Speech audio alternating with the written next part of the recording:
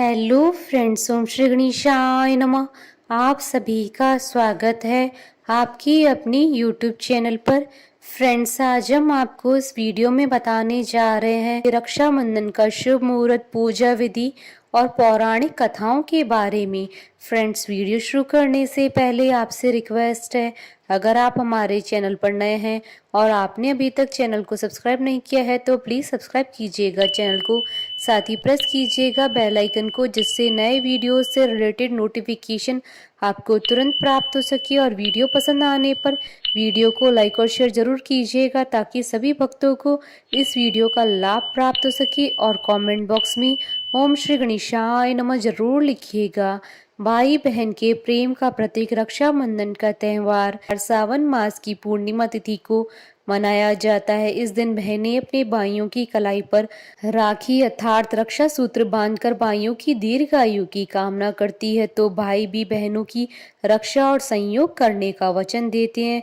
हिंदू परिवारों में राखी का त्यौहार बड़ी धूमधाम से मनाया जाता है। रक्षाबंधन का त्यौहार इस साल 11 अगस्त 2022 को मनाया जाएगा। ज्योतिष शास्त्र के अनुसार इस साल रक्षाबंधन पर भद्रा का साया रहेगा। भद्रा में भूलकर भी भाई की कलाई पर राखी नहीं बांधनी चाहिए। इस बार रक्षाबंधन पर भद्रा का साया रहेगा, लेकिन इस दौरान 4 तरह के शुभ योग भी बने रहेंगे। 11 अगस्त को सूर्योदय से लेकर दोपहर 3:31 तक आयुष्मान योग रहेगा। इसके अलावा सुबह 5:30 से लेकर शाम 6:53 तक रवि योग रहेगा। तीसरा शुभ योग सौभाग्य योग सुबह 11:33 तक रहेगा। चौथा और आखिरी शुभ योग रक्षाबंधन के दिन धनिष्ठा नक्षत्र में शोभन योग रहेगा। रक्षाबंधन के दिन भद्रा काल की समाप्ति रात 8:51 पर होगी। रक्षाबंधन के दिन भद्रा पूंछ में 11 अगस्त को शाम 5:17 से शाम 6:18 तक रहेगी। रक्षाबंधन भद्रा मुख में शाम 6:18 से लेकर रात्रि 8 बजे तक रहेगी। फ्रेंड्स, अब आइए जानते हैं रक्षाबंधन की शुभ मुहूर्त के बारे में। हिंदू पंचांग के अनुसार इस बार रक्षाबंधन 11 अगस्त 2022 गुरुवार के दिन है।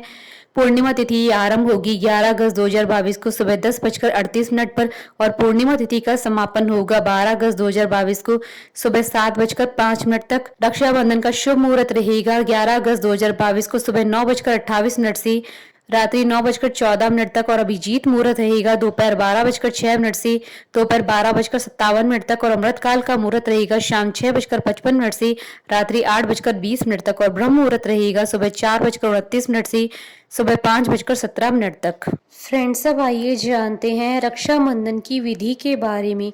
रक्षाबंधन के दिन सुबह सुबह उठकर स्नान करें और शुद्ध कपड़े पहने। इसके बाद घर को साफ करें और चावल के आटे का चौक पूज कर मिट्टी के छोटे से घड़े की स्थापना करें। चावल, कच्चे सूत का कपड़ा, सरसों, रूली को एक साथ मिलाएं। फिर पूजा की थाली तैयार कर दीप जलाएं। थाली में मिठाई रखें। इसके बाद भाई को चौकी या पाटे पर बिठाएं। अगर पाटा आम की लकड़ी का बना हो तो सर्वश्रेष्ठ है। रक्षा सूत्र बांधते वक्त भाई का मुख पूर्व दिशा की ओर होना चाहिए। वहीं भाई को तिलक लगाते समय बहन का मुंह पश्चिम दिशा की ओर होना चाहिए। इसके बाद भाई के मस्तक पर टीका लगाकर दाहिनी हाथ पर रक्षा सूत्र बांधे। रक्षा सूत्र बांधते समय स्क्रीन पर दिए हुए मंत्र का जाप करें। इस मंत्र का अर्थ होता है, बहन भाई की कलाई पर राखी बांधते हुए कहती है कि जिस रक्षा सूत्र में महान राजा बलि को बांधा गया था, मैं उसी रक्षा सूत्र से तुम्हें बांधती हूँ। हे राखी, तुम अडिग रहना, अपने रक्षा के संकल्प से कभी विचलित मत होना। इस कामना के साथ बहन अपने भाई की कलाई पर राखी बांधे। राखी बांधने के बाद भाई की आरती उतारे, फिर उसको मिठाई खिलाएं। अगर बहन बड़ी हो तो छोटे भाई को आशीर्वाद दे और छोटी हो तो बड़े भाई को प्रणाम करें। राखी बांधने के बाद भाइयों को अपने सामर्थ्य के अनुसार बहनों को तोहफा देना चाहिए। फ्रेंड्स, अब आइए प्रारंभ करें रक्षाबंधन की कथाएं। धर्म ग्रंथों में रक्षाबंधन के संबंध में 5 कथाएं प्रचलित हैं। पहली कथा, एक बार युधिष्ठिर ने भगवान कृष्ण से पूछा, हे अच्युत, मुझे रक्षाबंधन की वह कथा सुनाई है जिससे मनुष्यों की प्रेत बाधा तथा दुख दूर होते हैं।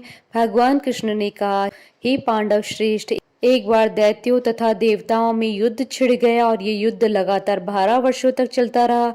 असुरों ने देवताओं को पराजित करके उनके प्रतिनिधि इंद्र को भी पराजित कर दिया। ऐसी दशा में देवताओं सहित इंद्र अमरावती में चले गए। उधर विजेता दैत्यराज ने तीनों लोगों को अपने वश में कर लिया। उसने राजपथ से घोषित कर दिया कि इंद्रदेव सभा में न आए और देवता व मनुष्य यज्ञ कर्म न करे, सभी लोग मेरी पूजा करें।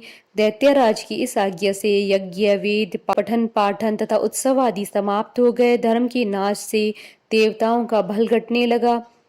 यह देख इंद्र अपने गुरु बृहस्पति के पास गए तथा उनके चरणों में गिरकर निवेदन करने लगे, हे गुरुवर, ऐसी दशा में परिस्थितियां कहती हैं कि मुझे यही प्राण देने होंगे, न तो मैं भाग सकता हूँ और न ही युद्ध भूमि में टिक सकता हूँ, कोई उपाय बताइए।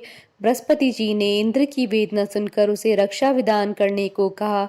श्रावण पूर्णिमा को प्रातः काल रक्षा विधान संपन्न किया गया। इंद्राणी ने श्रावणी पूर्णिमा के पावन अवसर पर द्विजों से स्वस्ति वाचन करवाकर रक्षा का तंतु लिया और इंद्र की दाहिनी कलाई में बांधकर युद्ध भूमि में लड़ने के लिए भेज दिया। रक्षाबंधन के प्रभाव से दैत्य भाग खड़े हुए और इंद्र की विजय हुई।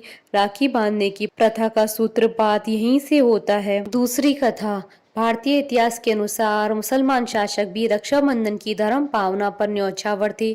जहांगीर ने एक राजपूत स्त्री का रक्षा सूत्र पाकर समाज को विशिष्ट आदर्श प्रदान के संदर्भ में पन्ना की राखी विशिष्ट उल्लेखनीय।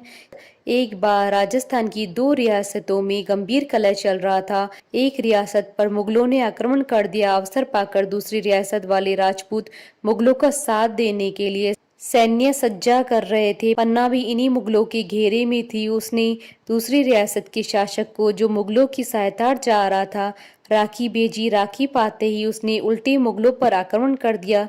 मुगल पराजित हुए। इस तरह रक्षाबंधन के धागे ने दोनों रियासतों के शासकों को पक्की मैत्री के सूत्र में बांध दिया। तीसरी कथा, एक बार भगवान श्री कृष्ण के हाथ में चोट लग गई तथा खून की धारा बहने लगी। यह सब द्रौपदी से देखा नहीं गया और उसने तत्काल अपनी साड़ी का पल्लू फाड़कर श्री कृष्ण के हाथ में बांध दिया।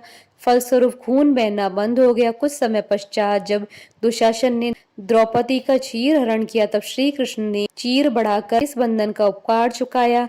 यह प्रसंग भी रक्षाबंधन की महत्ता को प्रतिपादित करता है। चौथी कथा, मध्यकालीन इतिहास की घटना है कि चित्तौड़ की हिंदू रानी कर्णावती ने दिल्ली के मुगल बादशाह हुमायूं को अपना भाई मानकर उसके पास राखी भेजी थी। हुमायूं ने रानी कर्णावती की राखी स्वीकार की और समय आने पर रानी के सम्मान की रक्षा के लिए गुजरात के बादशाह से युद्ध किया। पांचवी कथा, राजा बलि बहुत दानी राजा थे और भगवान विष्णु के अनन्य भक्त भी थे। एक बार उन्होंने यज्ञ का आयोजन किया। इसी दौरान उनकी परीक्षा लेने के लिए भगवान विष्णु वामन अवतार लेकर आए और दान में राजा बलि से 3 पग भूमि देने के लिए कहा, लेकिन उन्होंने 2 पग में ही पूरी पृथ्वी और आकाश को नाप लिया। इस पर राजा बलि समझ गए कि भगवान उनकी परीक्षा ले रहे हैं। तीसरे पग के लिए उन्होंने भगवान का पग अपने सिर पर रखवा लिया।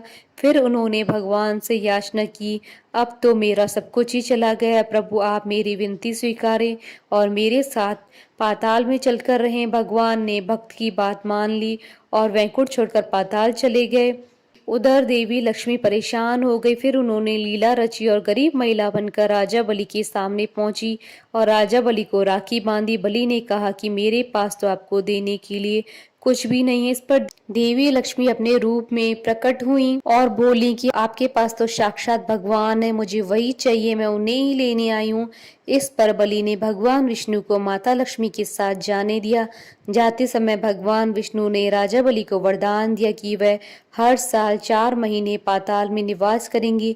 यह 4 महीने चतुर्मास के रूप में जाने जाते हैं, जो देवशयनी एकादशी से लेकर देव उठनी एकादशी तक होते हैं। बोलिए भगवान विष्णु माता लक्ष्मी जी की जय। हमारे साथ इस वीडियो में अंत तक बने रहने के लिए आपका धन्यवाद। ओम श्री गणेशाय नमः। ओम नमः शिवाय।